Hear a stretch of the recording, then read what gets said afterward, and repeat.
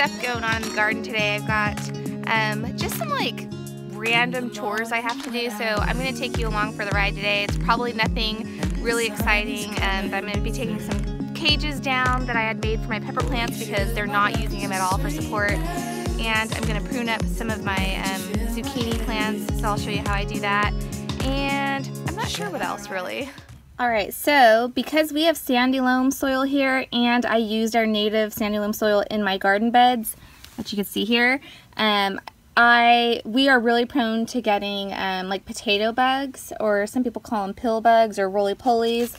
So I'm just going in under my plants and I'm getting rid of any leaves that are rotting or dying because that is food for roly-polies, and roly-polies like to eat either stuff that's rotting like this or young foliage. So I don't want to have rotting stuff in my plants because I don't want them to go in there and also eat the young foliage. So I take this stuff out and then I just throw it on the ground somewhere for them to get. So I just go in, there's another little one here. These are the younger leaves from the plant.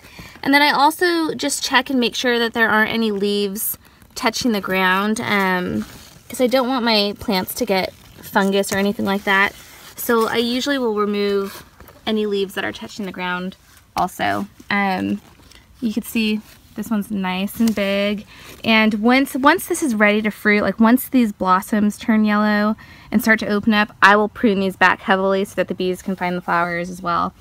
Next thing up, I've got to remove these small cages that I made for my pepper plants because, as you can see, they're not leaning on the cage at all. The stem is nice and thick and strong, and it just doesn't need, they don't need any of these cages. So I'm going to remove those and put them somewhere else on some younger plants.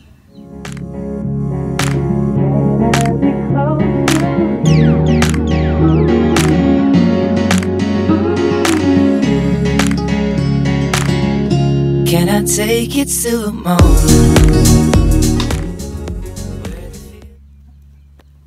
So you can see how I've made this cage. I've made it out of old fencing, and I just made these little loops that connect onto this side so I can open them up and take them off of my plants anytime I need to.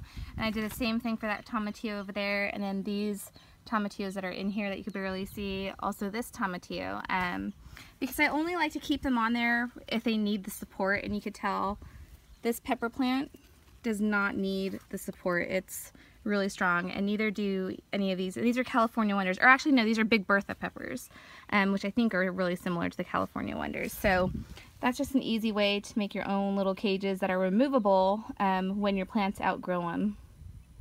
Okay, so there are my 3 Big Bertha pepper plants without their cages. Very nice. Now I can use those